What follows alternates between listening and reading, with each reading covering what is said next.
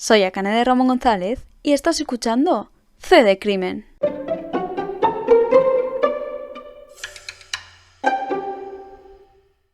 En este episodio os voy a hablar de las brujas de San Fernando.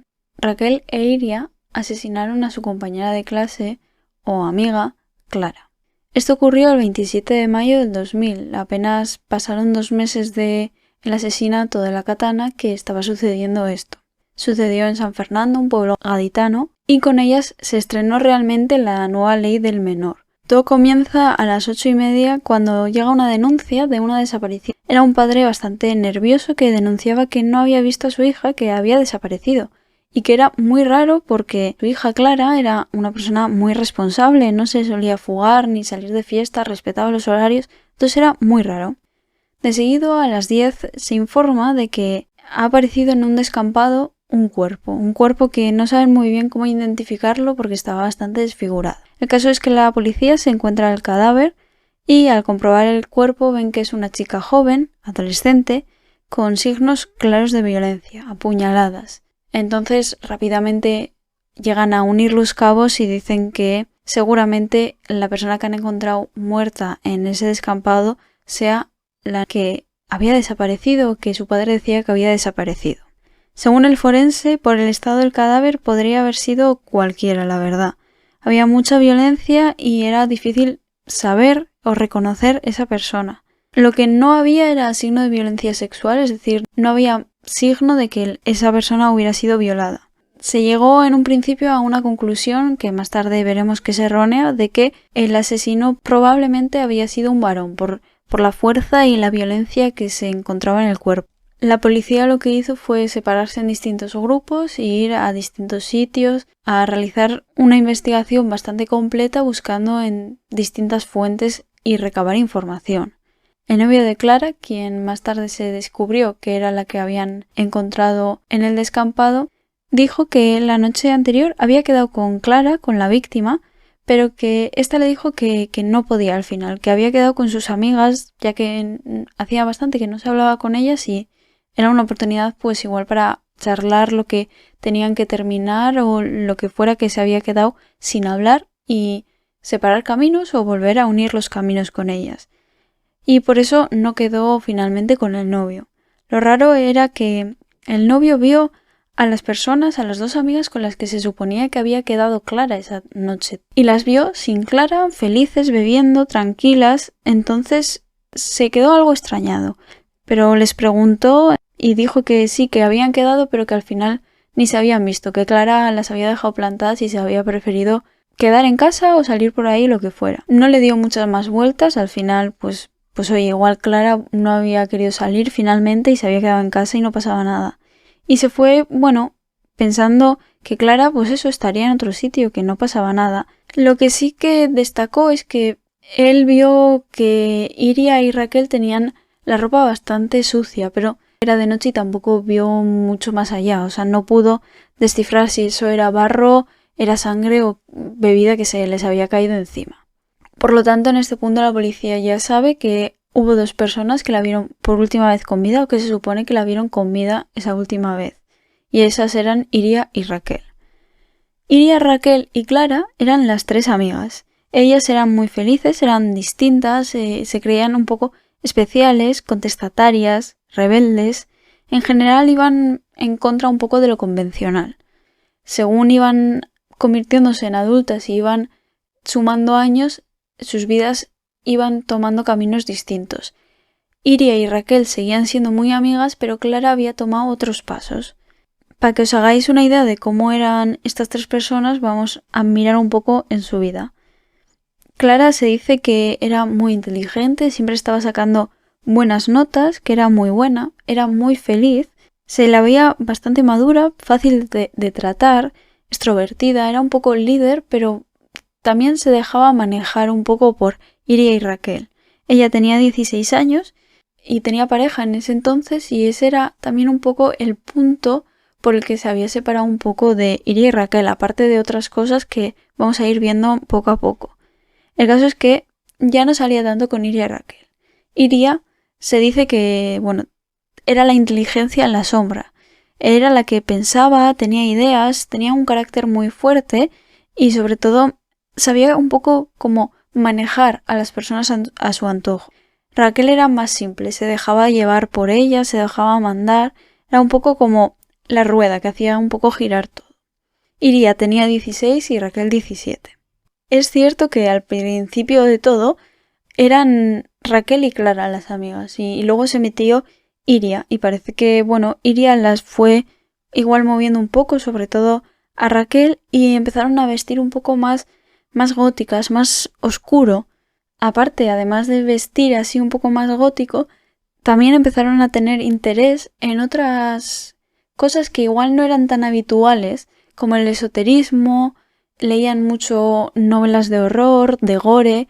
Más adelante también diré bastantes más cosas sobre ello, pero para que veáis un poco cómo iba moviéndose tanto Iria como Raquel. Clara no estaba tanto dentro de ese mundo. Un poco más a fondo, Raquel provenía de una familia humilde, pero desestructurada. La madre era sola a ella, el padre era un toxicómano que se había marchado.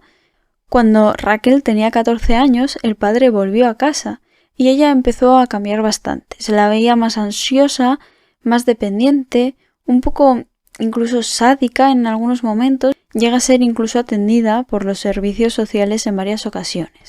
Iria, en cambio, lo que más se diferenciaba de Raquel era en la familia. Iria era de una familia bastante bien colocada. Eran militares, sus padres de bastante rango, de un alto rango. Pero era un poco la que había metido en el grupo el esoterismo, la brujería, eso que os contaba antes, los gustos por lo del terror, el horror, el gore, y había metido eso al grupo de amigas. En lo que sí que se pueden parecer Raquel e Iria es un poco en la falta de cariño, de afecto que podían llegar a sentir por sus familias. Ella tenía como dos caras. Ella podía mostrar una cara, pero realmente escondía otra. Ella siempre hablaba un poco bajo, como con misterio. Era un poco fuera de lo habitual, siempre estaba callada, como maquinando. Vestía, se puede decir, con ropa que causaba rechazo o que causaba miradas, por eso de vestir negro, un poco siguiendo el estilo de lo que podríamos imaginar cuando pensamos en esoterismo, en brujería. Pero también tenía otra cara, que ella misma se hacía llamar en varios escritos, en el diario, etcétera, se hacía llamar la gata, y era una persona bastante contraria a la otra que mostraba, que era una persona fuerte, una persona que se creía superior a los demás. Esta cara, se podría decir que es la que influyó en el grupo de amigas y hizo que se interesaran en juegos satánicos, como puede ser la Ouija, que encontraron incluso la policía más tarde en casa de Iria, varias ouijas hechas que usaban a menudo el grupo de amigas. El caso es que al final las tres eran amigas y habían desarrollado ese gusto. Clara no a tantos niveles, por ejemplo, tampoco jugaba tanto con la ouija, al final se fue desligando de ese grupo, como ya he dicho, entonces era más cosa de Iria y Raquel. Las tres se mandaban cartas y sobre todo los últimos meses antes del asesinato de Clara, Iria y Raquel comentaban que Clara ya no salía con ellas, que ella salía con sus propias amigas, con su novio, y que eso las molestaba bastante. Clara ya había dejado claro que no quería saber más de ellas, que no quería estar más con ellas, que ya bastaba, y esto Iria no se lo tomó del todo bien. Es más, se lo tomó bastante mal y como una derrota personal, se podría decir. Ya en este punto no eran tanto Raquel, Iria y Clara, sino que solo se quedaron Raquel e Iria. Aún así, en el instituto al que iban, pues seguían juntándose a veces en algún patio, pero como Clara tenía novio, pues también se iba un poco bastante con él. En este punto, Iria y Raquel empiezan como a desvariar, se puede decir. Crean reglas, normas de comportamiento, todo gira un poco en torno a la muerte, la brujería, el terror. Se crean una realidad propia dentro de la realidad en la que están rodeadas. Empiezan a interesarse más todavía, si cabe, en la muerte, en querer saber qué se siente al matar. En el portátil de Iria se llegaron a encontrar unos 30-35 cuentos gore que ella misma había escrito y uno llamaba mucho la atención, porque uno trataba sobre unos asesinos y contaba exactamente paso por paso, casi calcado, lo que habían hecho a Clara.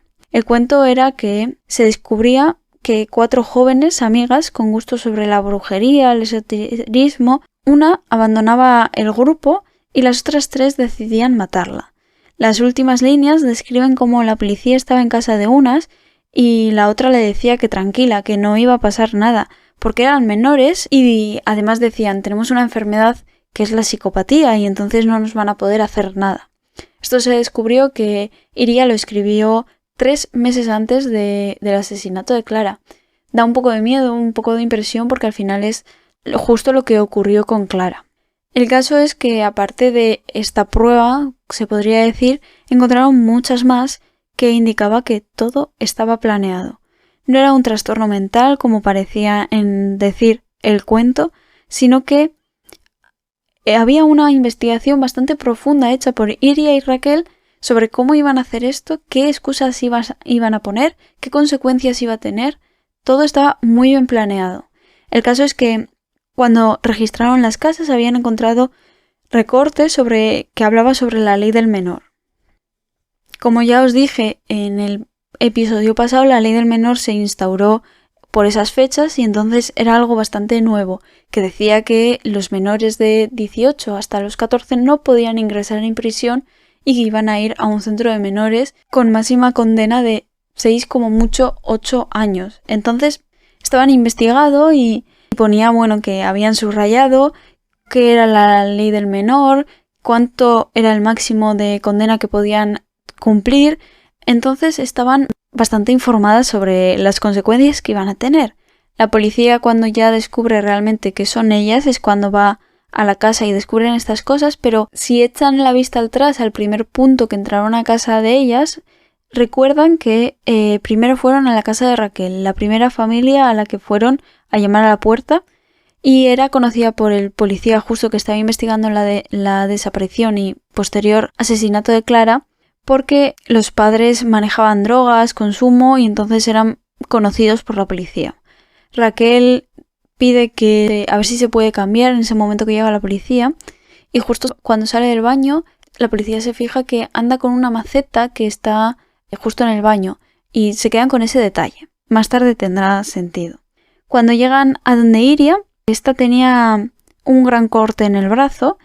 La excusa era que se había cortado con un vaso. No se lo creyó mucho la policía y más tarde se sabe que no era cierto. Y también habían visto en casa de Iria ropa tendida. Se quedó con la imagen el policía, no sabe muy bien por qué, porque había visto esa ropa tendida, pero más tarde tiene sentido, porque esa ropa era la que habían usado Iria y Raquel para cometer el asesinato. Lo que pasa que la noche que cometieron el asesinato se fueron corriendo a casa, lavaron la ropa y la habían dejado colgada. Pero gracias al policía que se acordó que había visto ropa de ambas muchachas colgada, pues se pudo recuperar esa ropa y mandarla a que la investigaran y recabaran las manchas de sangre que todavía estaban presentes. En la comisaría las interrogaron por separado. Raquel siempre se mostró bastante alterada. Estaba fumando continuamente y llegó incluso a preguntar que qué pasaría a quien haya matado a Clara. Al final se derrumba y dice que nosotras hemos matado a Clara. Esta confesión se la dicen a Iria, le dicen, oye, tu amiga Raquel ha confesado, así que confiesa porque te va a venir mejor, porque igual te van a poder reducir un poco la condena. Y esta al final es quien narra todo lo que habían hecho. El forense que había hecho la autopsia de Clara también entra a interrogarlas para ver la herida que tenía Iria en el brazo, porque la policía no se había creído mucho la teoría del vaso y entonces querían comprobarlo con las heridas que había tenido Clara, por si habría sido algún tipo de forcejeo y Iria se habría cortado con la misma navaja que habían usado para asesinar a Clara. El caso es que el forense le pide que se levante, por favor, la venda que tenía sobre el brazo y cuando se lo muestra, pues hace sus comparaciones y dice firmemente que esa herida está hecha con la misma arma que se ha usado para hacer las heridas a Clara. Por lo tanto, también se le pregunta esto a Iria, que al final cómo se lo ha hecho, porque el forense está diciendo esto, y dice que fue en el forcejeo porque ella es quien sujetó a Clara mientras Raquel la apuñalaba. y entonces una de las puñaladas, al ser de noche, fue al brazo de Iria sin querer. Cuando ya han confesado todos los hechos, el juez decide que es prudente o que conviene reconstruir todos los hechos. Esto lo hacen ellas estando presentes en persona, van al sitio y van comentando todo lo que han hecho poco a poco. Van narrando y van diciendo que habían quedado a las 9:30 de la noche. Cuentan que estuvieron sentadas en la hierba, mirando las estrellas, hablando, y finalmente se tumbaron para ver las estrellas, y cuando ya Clara estaba bastante relajada y confiada que pues no iba a pasar nada, es cuando deciden atacar. Justo se van a incorporar y empiezan a atacarla. Iria es quien la sujeta, como ya he dicho, y Raquel ataca. Son muchas las veces que la apuñalan, 32 veces, entre gritos de súplica. Es más, este alboroto o jaleo, como dice la propia persona, un militar que estaba allí cerca, escuchó jaleo, pero no dio mucha importancia porque en la zona donde estaban Clara, Iria y Raquel era una zona donde los jóvenes se solían juntar a hacer botellón, a beber y a pasarlo bien, y entonces pues se creyó que simplemente era alboroto, jaleo de típico de que estaban jóvenes ahí bebiendo y sin más, y no le dio mayor importancia. Lo que más tarde se supo que era Clara pidiendo ayuda o gritando. Iria era la que iba mandando que tenía que ir haciendo Raquel, un poco cómo seguir. En la reconstrucción no parecían, la verdad, que ni arrepentidas, ni avergonzadas, ni nada, pese que lo estaban haciendo delante de bastantes personas, 10, 20 personas lo estaban haciendo, y ellas parecían estar contando pues la tarde de ayer con sus amigas tan felices. Iria cuenta que en ese momento sintió excitación, llega al punto de decirlo, y es sorprendente porque no muestra ningún tipo de vergüenza, de arrepentirse o decir, de un poco de pudor de decir, ¿cómo voy a decir esto? Que estaba matando a una persona y voy a decir que estaba sintiendo excitación. No lo piensa. Ellas también cuentan que ya habían intentado matar antes. Es decir, habían hecho como una pequeña práctica o ensayo de lo que iban a hacer. El 23 de mayo del 2000, 4 días antes del asesinato, habían intentado asesinar a una dependienta en un centro comercial. Estas estaban sentadas en el baño esperando a que entrara una víctima y justo entró esa dependienta. Pero la dependienta se sintió incómoda, entonces llamó a seguridad y seguridad la sacó de allí porque estaban sentadas encima del lavabo vacilando a cualquiera que entrara. Entonces la dependiente rápidamente avisó y se la sacó rápidamente. En casa de Raquel también se encontraron libros de esoterismo, ouijas, velas negras, ángeles, tarot. También se encontraron varias cartas del tarot que se relacionaron o se llegaron a relacionar, no sé si por medio de los medios de comunicación, la relacionaron con el asesinato. Era una torre, que era justo al lado del lugar del asesinato, había una torre, y la muerte, que evidentemente representa a Clara, y también había una luna, que era como llamaban a sus amigas. Entonces se llegó incluso a comentar que era un asesinato planeado con cartas del tarot. Esto ya Iria y Raquel lo han negado, no era por eso, ellas tenían otras razones, pero bueno, también encuentran las navajas. La navaja justo estaba en casa de Raquel, en la maceta que se fijó el policía que estaba tocando cuando salió del baño Raquel. En casa de Iria también cogieron la ropa de los hechos que os he contado antes. Estaba lavada pero seguía teniendo manchas incrustadas. También encontraron horarios que decían qué iban a hacer, qué iba a ser la coartada, dónde habían estado a las 9:35, a las 10:35, a las 10:25. Cada minuto estaba planificado con un horario que habían hecho. Es decir, todo apuntaba a que esto no es que estuviera planificado, sino que estaba súper planificado y súper atado todo. Al final las trasladaron a prisión. Todo ocurrió entre gritos del pueblo. Ellas estaban muy tranquilas, pero el pueblo evidentemente estaba muy enfadado con ellas. La madre de Raquel es cierto que sufrió bastante por lo que hizo su hija.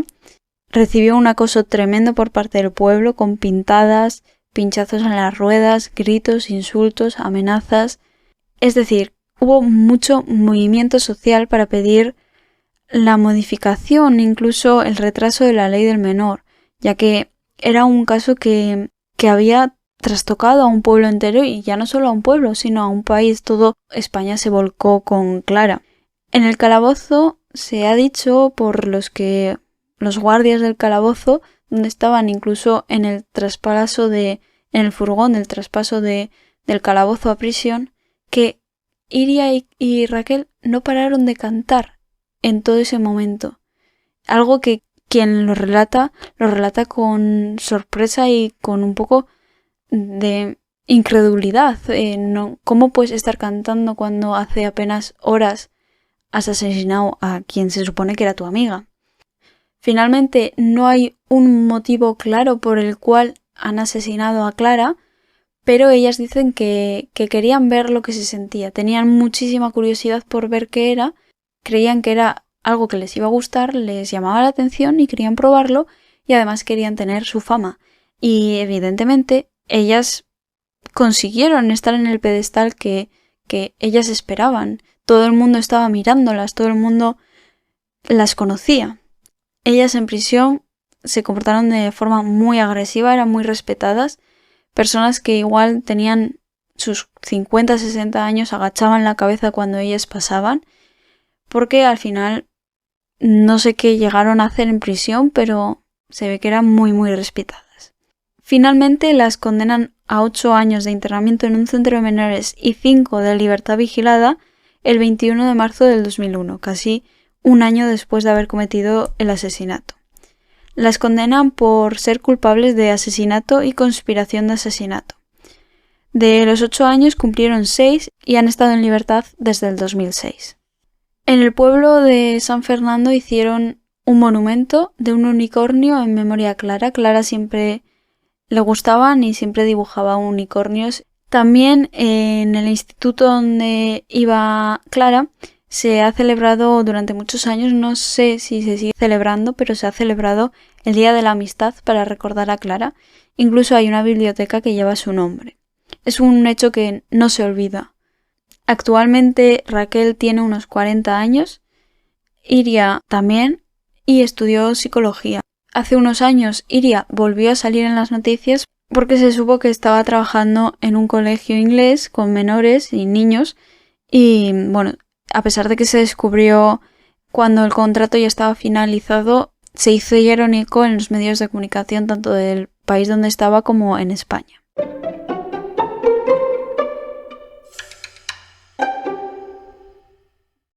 Como conclusiones o así, cabe destacar que no lo he nombrado durante el episodio, pero tiene mucha relación con José Rabadán.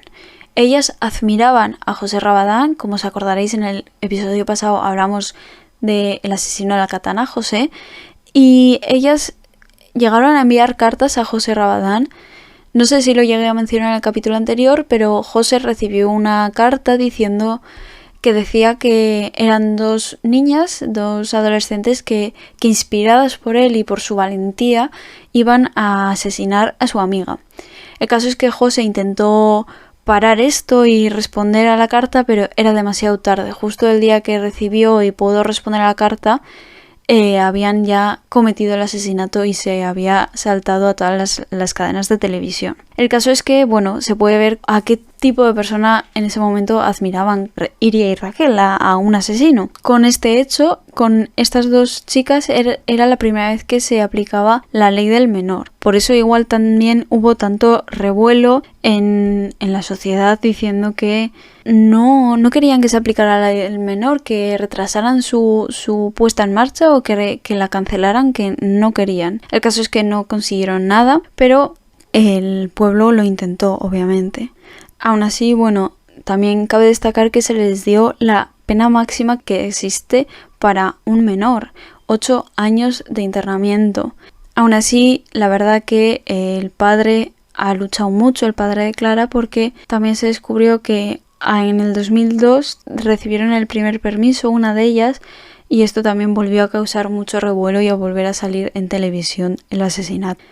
El caso es que ellas en sí consiguieron hacer lo que querían, que era, aparte de asesinar, hacerse famosas, ser conocidas por todos.